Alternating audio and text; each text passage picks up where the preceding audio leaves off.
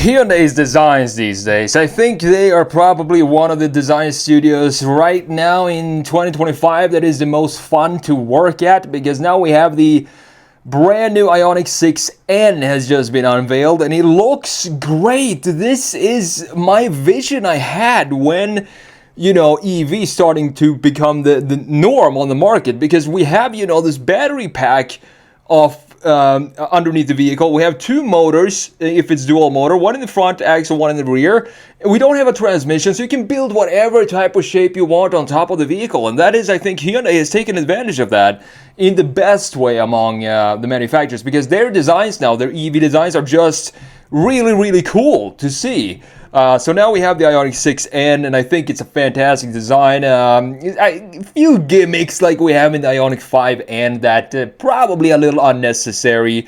We're going to have a look at this design from front, side, and rear, and also the interior, of course. Before we do that, though, we got to check out the spec and tech from this Car Scoop article linked down below in the description. So Hyundai's fastest electric sedan can drift and snarl like a gas car while hitting 62 miles per hour in 3.2 seconds.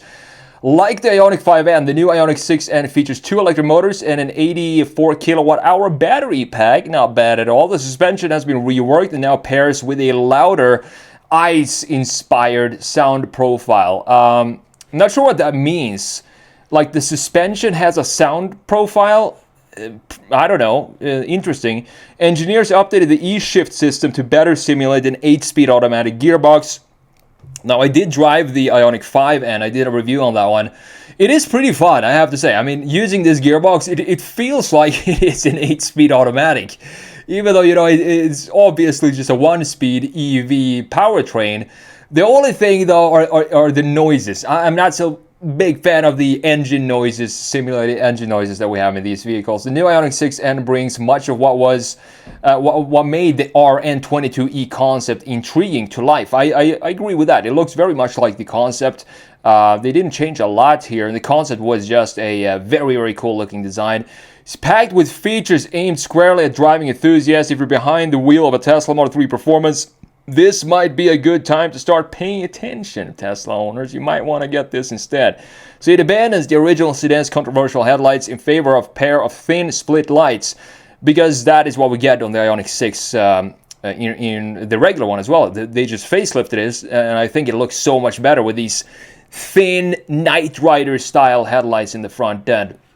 And then, of course, the entire body has been reworked here. The new bumper includes large new air intakes and pronounced splitter. New black side sills have been added alongside a reimagined rear. The rear end, to me, just looks brutal. It looks so cool. And I also like this overall design. It's a very, very unique design. And I want to see more of these type of, very designs that don't really look like anything else. You have a new bumper, as we talked about, front and rear. For the first time on an end product, there is also a swan neck rear wing. You can see that up here. And it actually looks like it's, I don't know if it's mounted on the glass or how this is mounted here. Very interesting solution. The fenders have been flared, beefier fenders adding to the bold looks, and a new shade of performance blue pearl has been added to the color palette. You can see that blue pearl right here. I think I would probably go with this color because it makes for a much even more unique layout or exterior for the Ioniq 6. The powertrain is basically the same as we find in the Ioniq 5N, which is not a bad powertrain for an EV. You got front motor with 223 horsepower and the rear motor 400 horsepower just with the rear motor. All-wheel drive, of course. All up, you got 601 horsepower, and then you have this button on the interior, on the steering wheel. You can press that button, and you get a boost of 40 horsepower. You got 641 horsepower. Not sure, first of all, why don't you always have 641 horsepower? And when would you use this button? Because you already have 601 horsepower, so overtaking, it's not really going to be a problem. But I guess if you are going to overtake a Lamborghini or something, a Ferrari or something like that, then you might want to push that and get the extra 40 horsepower. So 0.2 seconds quicker than the 5N to 60. Accelerating until it hits 160 miles per hour or 257 kilometers per hour. Not bad. Tesla claims the European Model 3 performance. I did not know this, that the European Model 3 performance is different from the US spec or North American version of Model 3. In Europe, they only get 460 horsepower for the Model 3 performance, 0 to 60 in 3.1 seconds. It also edges out the Hyundai in top speed, 262 kilometers per hour, 163, just 3 miles per hour faster than this Ioniq 6. And meanwhile, the more powerful North American version of the Model 3 performance get 510 horsepower. That's a huge bump over the European version with 460 horsepower. That goes 0 to 60 in 2.9 seconds using a rollout though. And a top speed 163 miles per hour, same as the European model here as well. And it supports, the Ioniq 6N supports DC fast charging up to 350 kilowatt, taking the battery from, guess the numbers here. Have we heard these numbers before?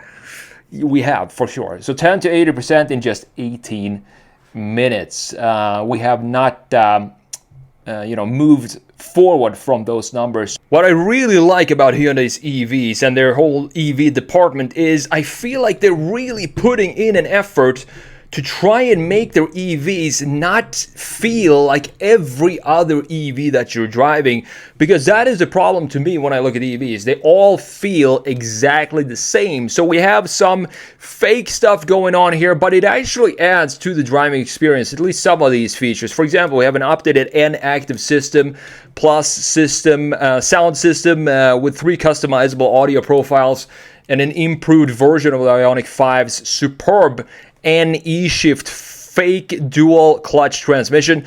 I drove this in the Ioniq 5 and it was pretty fun. I mean, it made for a much more fun driving experience instead of just having, one gear EV gearbox. The N torque distribution, and that includes 11 adjustable levels for the front and rear torque distribution, which is great, meaning I assume that you can have it be front wheel bias, not sure why you want to have that, or you can have it be rear wheel bias if you take this for it on the track, drift around a little bit, have some fun. Sounds great. Also ambient shift light, the colors and intensity of the lights will change as the driver shifts. And looking at this design, I mean, this is a cool looking vehicle. It doesn't look like every other EV out there, and they really went nuts with the styling here compared to the regular Ioniq 6. And I love that we're going to talk about this in a minute, but you have the GoPro mount integrated in the ceiling here, in the roof of the car. Redesigned the Ioniq 6 suspension geometry. It should handle like a much lighter car. Dedicated N steering wheel, of course, and the supported N bucket seats. Love the seats in the Ioniq 5N. I really hope that these are the exact same seats you're getting in the Ioniq 6, because those are really comfortable and look great as well. And there is this GoPro mount integrated into the headlight. And you know what that means? It means that when I get to review this car, hopefully sometime in the future, I won't need my suction cup for my GoPro to just stick it onto the sunroof up top, because we have a dedicated GoPro mount, and this doesn't even have a sunroof, which is great to see. You don't want a sunroof in a performance vehicle like this. It just does not make sense. So with that said, here, by the way, here you can see the Ioniq 5N and the Ioniq 6. I'm going to let you know which one I would personally buy if I was in the market for one of these. But with that said, let's jump into Photoshop here and let's have a look at this design, dissect it, and I'm going to let you know exactly what I think about it. Just a quick reminder that Analog Designer Pro Pack, thanks to the 100K subscribers here on the channel, I'm running a special promotion this month only, $29 for the full 11-hour course. This is an absolute steal, and I'm glad to see that a lot of you already took advantage of this deal these past couple of days, because I want to get more people back into analog sketching. I feel like we're losing that skill, and I don't want it to get lost. So if you're interested in this, go and check it out at analogdesignerpropack.com. I'm going to link it down below as well. I mean, Hyundai right now just having a lot of fun with their designs. I think this front end is a very... It may be not beautiful, but it's a cool looking front end. We have these, as I said, like Knight Rider style headlights right now. These are actually daytime run lights. Headlights, yes, they are bumper headlights. But I do like that we have a one single line at the lower section. And look at how aggressive this side is and these intakes that we have in the lower section right here. We also have a cooling, massive cooling intakes down here in the lower section. Nice splitter in the front end as well. And of course, these fins sticking out on the side, intruding on this new blue color that we have for the Ioniq 6N. Blacked out badge in the front end, looking very nice. I don't mind the bumper headlights in this case. I feel like they they feel like maybe they're supposed to be there. If we didn't have them there, we wouldn't be able to have these cool LEDs up top. Or maybe we would, because Genesis is doing that with their micro LEDs, pixelated designs for the G90 example. You could probably have thin headlights that would fit up here, and if we could, I would probably prefer to have those up there. Now, looking at the side view, this side view is very, very unique because we have one single line, or two lines, two curves, one continuous curve going across the entire body right here, as you can see, dipping down, and then we have almost a similar curve up top for the greenhouse up here, looking very, very cool. And I do like that we have this. This is so cool. We have dual spoilers in the back. We have one small little ducktail, Porsche 911 style, sticking up right there. And then we have this swan neck style, GT3 Porsche style wing up top. Just keep adding stuff like this. Just have fun. If I were the boss of Hyundai, this is what I would say. Just take the Ioniq 6 and just go nuts with it. Do whatever you want. Play around with wings, fins, graphics. Just do something cool. And I think they actually did that with this design. I also like that it's two-tone. So we have the black in the lower section of the vehicle, making it feel a lot more nimble than if everything, for example, this piece right here would be blue, and also these pieces in the lower section blue as well. I really like the two-tone. I think it suits this vehicle, and the line flow is beautiful as well. We have this line cutting in right here, and then you could argue that it does have a connection to the rest of the lower section right there if we just draw that line out like that. And another thing I really like about this EV is look at the wheels.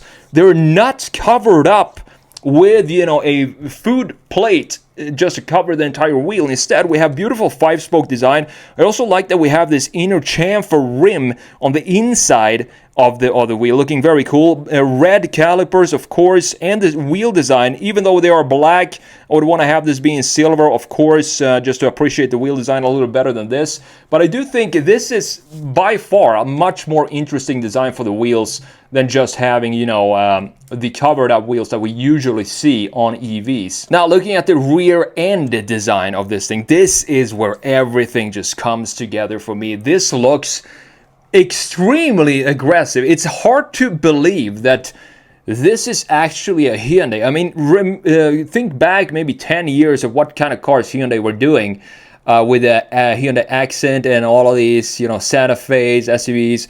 They look very generic, very, I would say they stretched out the melted cheese era a little longer than other brands. And now I think when they realized that, hey, we're making EVs now, we can go crazy with the designs.